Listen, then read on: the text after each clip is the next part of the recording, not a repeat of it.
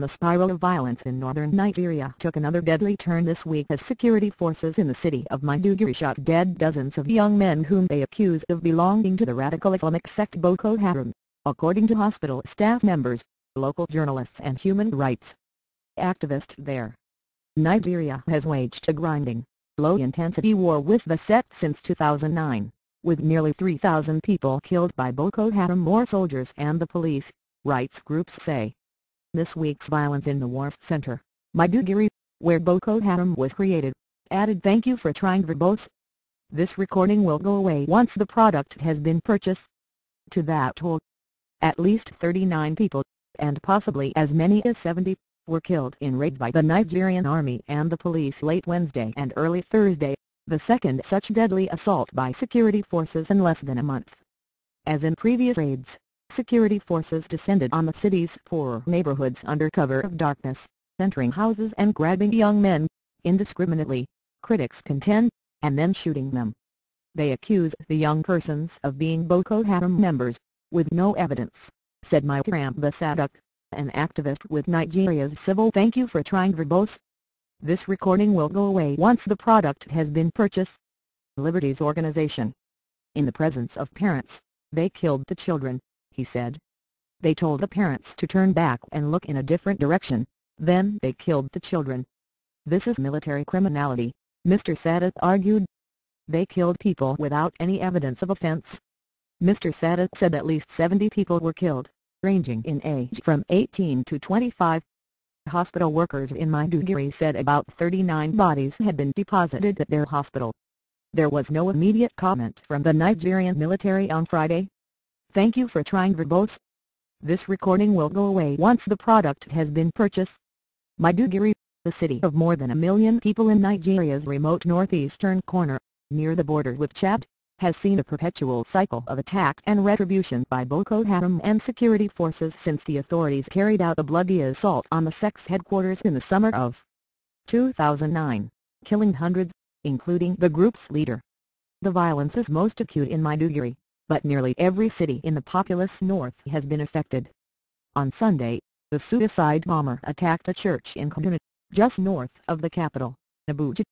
7 were killed, hundreds. "Thank you for trying verbose. This recording will go away once the product has been purchased." Were wounded and reprisal killings of Muslims followed. Just over 3 weeks ago, the Boko Haram bomb attack that killed the soldiers set off deadly retaliation from enraged security forces. They shot dead more than 30 civilians and burned more than 50 homes and businesses in a central neighborhood in response, residents and local journalists said.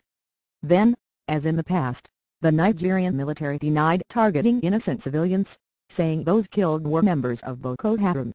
But grieving residents invariably tell a different story. Both Human Rights Watch and Amnesty International "Thank you for trying verbose. This recording will go away once the product has been purchased."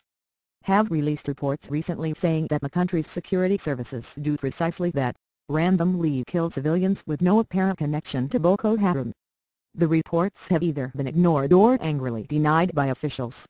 Security forces have killed hundreds of Boko Haram suspects and random members of communities, even gunning down men on crutches, Human Rights Watch said in its recent report. Amnesty International detailed one episode in which security forces opened fire on customers and workers at a filling station in Kano, killing a number of them. The station happened to be near the police station. "Thank you for trying verbose. This recording will go away once the product has been purchased." That had been attacked. These acts are carried out with near total impunity. Nigeria's political elite, far from condemning them, invariably defend the security forces' conduct.